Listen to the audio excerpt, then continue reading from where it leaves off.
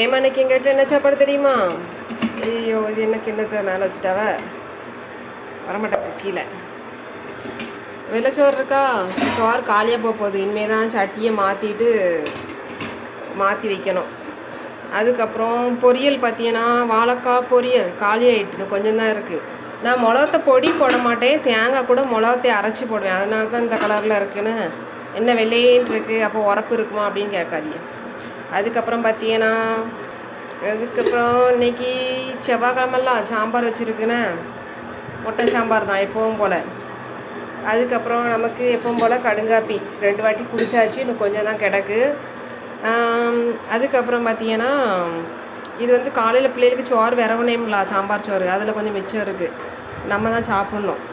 அதுக்கப்புறம் இன்றைக்கி வீடியோ போட லேட் ஆகிட்டு. என்னென்னு பார்த்தீங்கன்னா அங்கே மாவு ஆட்டிக்கிட்டு இருக்குன்னு, அதான் வீடியோ போட லேட் ஆகி போச்சு. சரியா, அவ்வளோதான் நம்ம சாப்பாடு.